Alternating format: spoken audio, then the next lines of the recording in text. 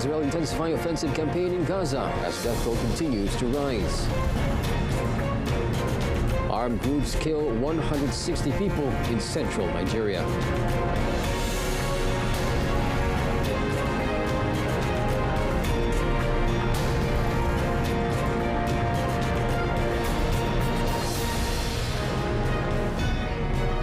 Good afternoon and Salam Malaysia Madani. I'm Otto Othman and this is World Today. Israel is intensifying their military campaign against Hamas in Gaza, where relentless strikes across the Palestinian territory exacerbated the dire conditions for civilians in the war's 12th week. The conflict has heightened tensions across the West Asia, where Iran, which supports Hamas, accused Israel of killing a senior Revolutionary Guards general in Syria and vowed revenge. As the regime vows to intensify its attacks in Gaza, the death toll of the war keeps on increasing. An Israeli airstrike killed at least 70 people on Christmas Eve at the Al-Maghazi refugee camp. Monday brought no respite, with the army saying it continued ground, air and sea operations and struck several Hamas targets, including commanders. Israel's military campaign in Gaza, which includes extensive aerial bombardment and siege, has killed at least 20,674 people, mostly women and children. Vast areas of Gaza lie in ruins, and its 2.4 million people are enduring dire shortages of water, food, fuel and medicine, alleviated only by the limited arrival of aid trucks. The World Health Organization said it led missions to barely functioning hospitals in northern Gaza at the weekend. It described growing desperation and starving people stripping an aid truck of supplies. Meanwhile, an Israeli airstrike outside the Syrian capital Damascus on Monday killed a senior advisor in Iran's Revolutionary Guards. According to state media, the deceased, known as Sayyid Razi Mousavi, was responsible for coordinating the military alliance between Syria and Iran. Iran state television interrupted its regular news broadcast to announce that Mousavi had been killed, describing him as one of the Guard's oldest advisors in Syria. It said he had been among those accompanying Qasem Soleimani, the head of the Guard's elite Quds force, who was killed in a U.S. drone attack in Iraq in 2020. Tehran on Monday denied U.S. claim that a drone launched from Iran had struck a chemical tanker in the Indian Ocean. The Pentagon said at the weekend that the deliberate flagged Japanese-owned and a Netherlands-operated Chem Pluto ship was hit 200 nautical miles off the coast of India. Foreign Ministry spokesperson Nasser Khani these claims completely as worthless, adding that the U.S. instead should face accusations for its role in Israel's war in Gaza. The Iranian Navy has taken delivery of cruise missiles with a range of 1,000 kilometers, as well as reconnaissance helicopters, amid growing attacks on shipping lanes in the wake of the Israel-Hamas war. Iran also said on Monday it would continue efforts to gain the release of a former Iranian official sentenced in Sweden to life in prison for his part in the mass execution of political prisoners in Iran.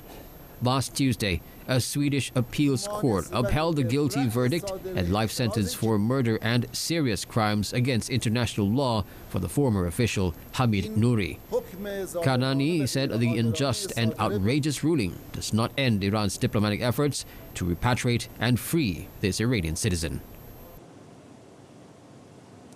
Turkish airstrikes killed at least 6 civilians in Syria's Kurdish-held northeast on Monday as Ankara launched operations in Iraq and Syria following deadly attacks on its soldiers. On Saturday, Turkey announced a new wave of airstrikes in retaliation for 2 separate attacks on its bases in northern Iraq that killed 12 soldiers. The Syrian Observatory for Human Rights, which has a network of sources inside Syria, said 4 of the victims were employees of a printing press in the northern city of Kamishli, near the Turkish border. The strikes hit about a dozen targets, all of them facilities run by the semi-autonomous Kurdish administration. In October, Turkey intensified airstrikes on Syria's northeast after an attack in Ankara that wounded 2 security personnel earlier that month. a branch of the Kurdistan Workers' Party listed as a terror group by Ankara and its Western allies, claimed responsibility for the first bombing to hit the Turkish capital since 2016. Turkey has carried out successive ground operations since 2016 to expel Kurdish forces from border areas of northern Syria. The conflict in Syria has killed more than 500,000 people since it began in 2011. Text of a draft law posted on the website of Ukraine's parliament yesterday proposed lowering the age of those who can be mobilized for combat duty to 25 from 27. The proposed change comes as Ukraine's 22-month-old battle against Russia drags on. The draft text detailed which Ukrainian citizens would be subject to enrollment for military registration of conscripts and said it would apply to those who have reached the age of 25. An explanatory note signed by Defense Minister Rustem Umerov summarized key provisions of the draft law, saying that they included the change of conscription age from 27 to 25 years. President Volodymyr Zelensky previously said that the military had proposed mobilizing 450,000 to 500,000 more Ukrainians, but it was a highly sensitive issue that the military and government would discuss before deciding whether to send the proposal to parliament. Ukraine's troop numbers are not known, but in the past it has been said the country has around 1 million people under arms. U.S. officials estimate that hundreds of thousands have been killed and wounded since Russia invaded Ukraine. Neither country, however, publishes its casualty figures. Russia on Monday said its forces now fully control the town of Markienka in eastern Ukraine, which President Vladimir Putin has hailed as a success that would mean less shelling on the nearby Russian-held city of Donetsk. Defense Minister Sergei Shoigu, in a meeting with Russian President Vladimir Putin, said the control of Markienka would enable his soldiers to move further in this direction and make it possible to protect Donetsk more effectively from strikes from Ukrainian forces. However, Alexander Stupon, a spokesman for Ukraine's army, said it was incorrect to claim that Markienka was fully controlled by Russian forces. He said the fighting for Markienka continues, adding that there were still Ukrainian soldiers within the borders of the district of Markienka. A counteroffensive by Ukrainian forces, which started in June along the front line in the south and east of the country, has largely petered out with few successes. Russian forces have increased pressure in recent weeks. They have also intensified land and air-based attacks on the nearby town of Avdiivka since mid-October as the focal point of their slow-moving push through eastern Ukraine's Donbas region in the 22-month-old conflict. Over in Afghanistan, hundreds of families in Siyahab village, the epicenter of the earthquakes that struck Zinda Jan district in Herat province on 7th October, were waiting in tents for an early date to move into new shelters as reconstruction work started. Earthquakes in the western Afghan province of Herat in October reduced homes to rubble, killing at least 1,400 people and displacing tens of thousands. In the whole Zinda Jan district, a total of 3,000 houses were under construction. Among those houses, around 250 were in the flattened Siyahab village, where about 1,500 locals got paid to help the rebuilding work. The rebuilding was led by the de facto government and some Afghan businesses. Most of the financial support comes from Afghan business leaders and local Afghans collected donations from different provinces. National and international organizations are also sponsoring house construction. شب روز اینا با کار خود پیش رفتن و کار ما جلوی بردن مثلا بتونم تا به هوای سرد مردم را از داخل خیمه به داخل خانه اینا برسن. Residents of the Afghan village are also watching the weather to ensure a smooth reconstruction as winter gets cold as days pass. More and more people are demanding to expedite the process because the fear of a cold and chilly winter.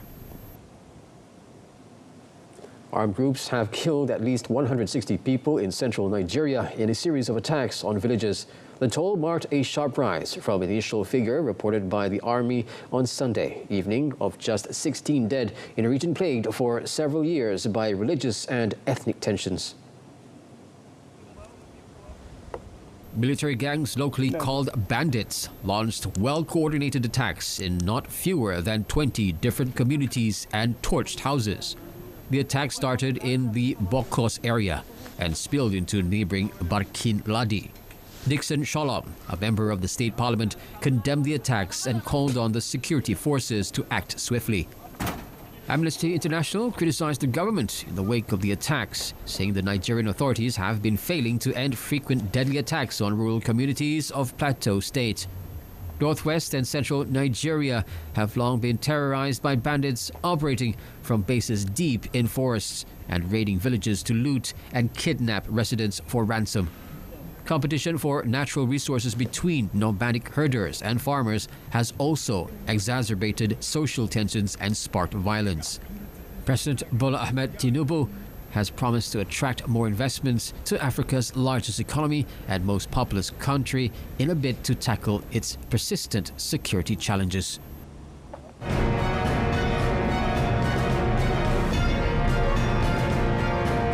Morocco launches its first social benefits program. Stay tuned. Nearly 1 million low-income Moroccan families are due to receive government aid as the kingdom launches its first and much-awaited social benefits program. Now, beneficiaries will receive a direct monthly payment starting at $50, with the first payments under the new scheme will be made on Thursday. Government spokesman Mustafa Baitas said in late October that the aid to families was expected to cost Morocco $6.8 billion through 2024. The launch comes a decade after the program was proposed and as part of an overhaul of social services announced in 2020 by King Mohammed VI. The King's agenda also introduced in 2021 basic health coverage for all Moroccans. Once reserved only for civil servants and private sector employees, the healthcare scheme provided coverage for 3.8 million self-employed Moroccans and their families. The reforms are rolled out at the time of economic slowdown and deepening inequalities in Morocco, a country of 36 million people. Government aid so far has been indirect, with the state subsidizing some goods but not offering payments to low-income people. The Democratic Republic of Congo's Electoral Commission on Monday released further early results of the presidential election, suggesting a strong lead for incumbent leader Felix Tshisekedi. The results announced by CENI so far account for nearly 1.9 million ballots out of a total of around 44 million registered voters in the vast Central African country, the size of a continental Western Europe, and with a population of more than 100 million. CENI said 60-year-old Tshisekedi, a power since 2019 and seeking a second 5-year term, was leading with more than 81% of the vote. Following was business magnate and former Katanga provincial governor Moise Katumbi, 58, with just over 15% of the vote, and ex-oil executive Martin Fayulu, 67, at just over 1%. CENI has not established turnout rates of the 20 and 21 December polls, but has still been gradually releasing the results since Friday, which include legislative, provincial, and local elections. The polls were supposed to open only on Wednesday, but were extended due to a range of logistical problems. Opposition candidates denounced the chaos and irregularities that they claimed marred the vote. Some are planning demonstrations for next Wednesday, while others are calling for the election to be cancelled outright. Thousands gathered in front of a Belgrade police station on Monday evening in support of those arrested the previous day during protests against alleged electoral fraud in Serbia's recent parliamentary and local elections. It marked the 8th consecutive day of protests, which, unlike Sunday's demonstrations, were peaceful despite having started with roadblocks in the capital and later gathering in front of the State Electoral Commission building. Serbian President Aleksandar Vučić had denounced violence in the capital the previous evening when opposition demonstrators had tried to storm Belgrade City Hall and clashed with the police. Authorities said 8 policemen were injured in the clashes, while Vučić said there was evidence the violence had been planned in advance.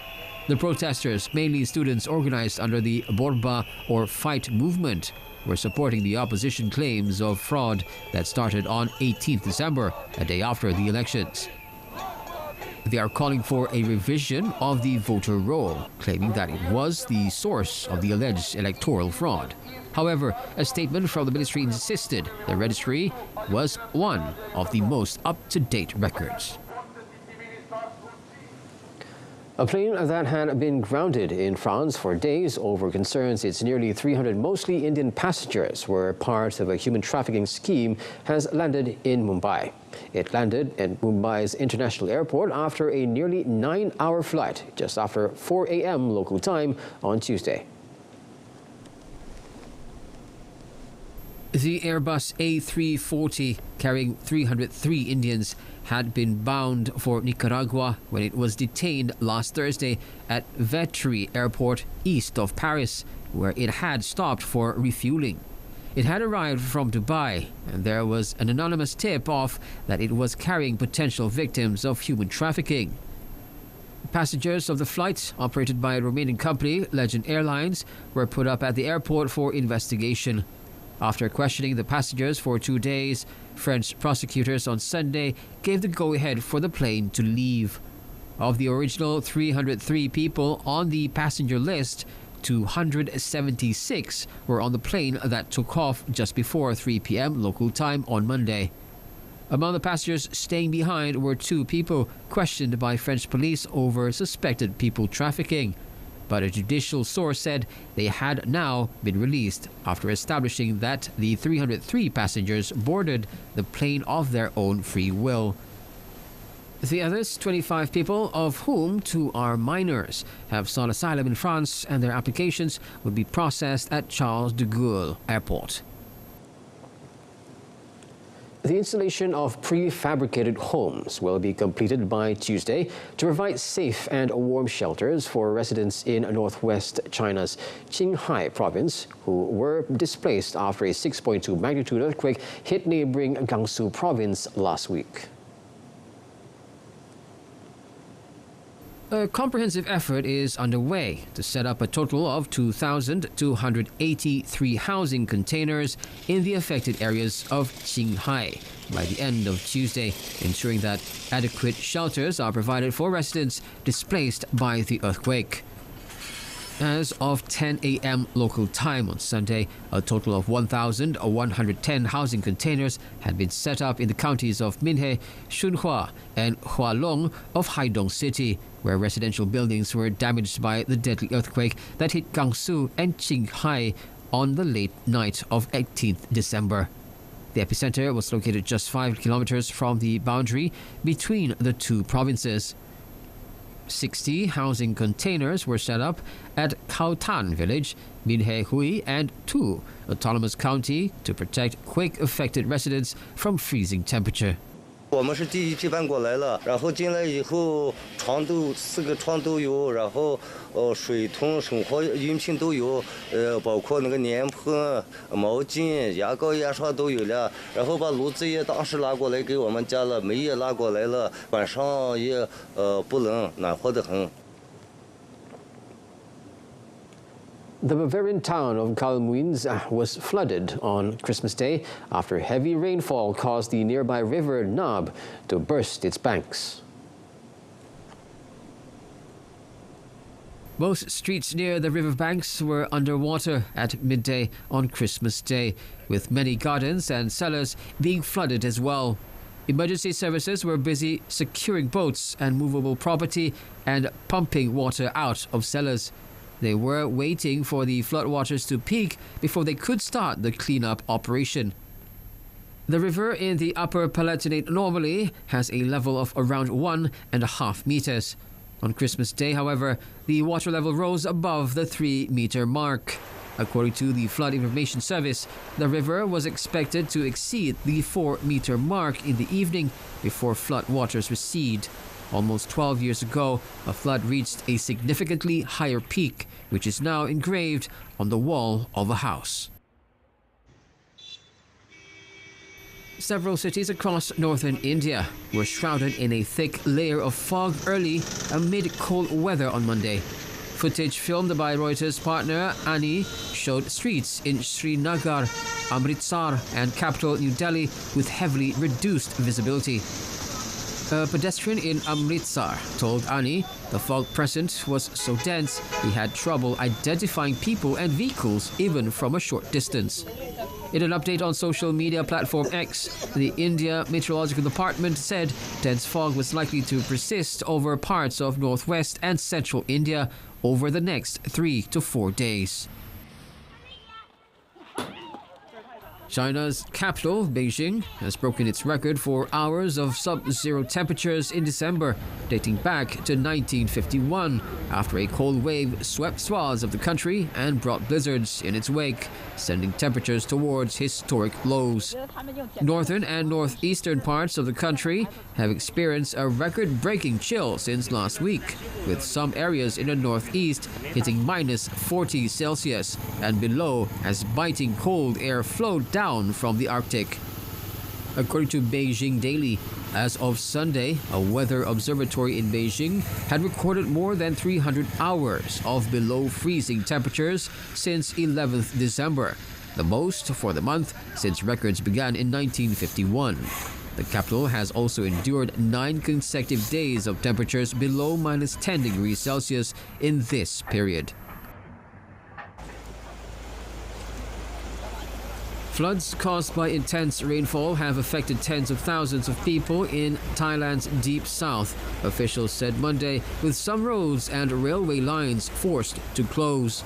At least a dozen schools in the provinces of Yala and Narathiwat have been forced to close, while footage from the region showed homes and shops inundated with murky brown waters and residents taking refuge on upper floors. The heavy rains have also caused problems at sea, with at least 7 boats sunk in the Gulf of Thailand and Andaman Sea since Friday. The kingdom's state railway company said track subsidence meant that trains heading south to the Malaysian border were stopping at Yala, 100 kilometers away. Authorities have warned residents in the provinces to be ready to evacuate if the floods get worse.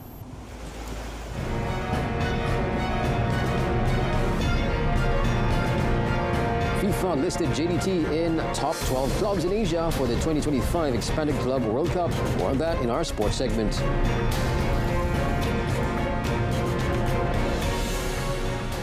Well, the International Federation of Association Football, or FIFA, was listed Johor Darul Ta'zim, or JDT, among the top 12 clubs in the region, ahead of the Expanded Club World Cup to be held at the United States of America in 2025, to be known as Mundial de Clubes FIFA. Now, according to the list, JDT is ranked in the 11th place, tied on 38 points, with 12th placed Daegu FC of South Korea and Iran's Persepolis FC in 10th, while Al Hilal SFC, or Saudi Arabia, tops the rankings with 97 points. 4 slots are allocated for Asian continent, namely the 3 winners of the Asian Football Confederation's AFC top-tier club competitions, AFC Champions League, and 1 slot through the rankings in the competitions. The 2021 AFC Champions League winners Al Hilal SFC and 2022 edition champions Urawa Red Diamonds of Japan have confirmed their slots for the tournament scheduled from 15th June to 13th July. The 2 clubs will be joined by the rebranded 2023-24 AFC Champions League Elite winners and the best-ranked club, excluding the 3 champions, to challenge the best clubs from 6 continental confederations in 2025.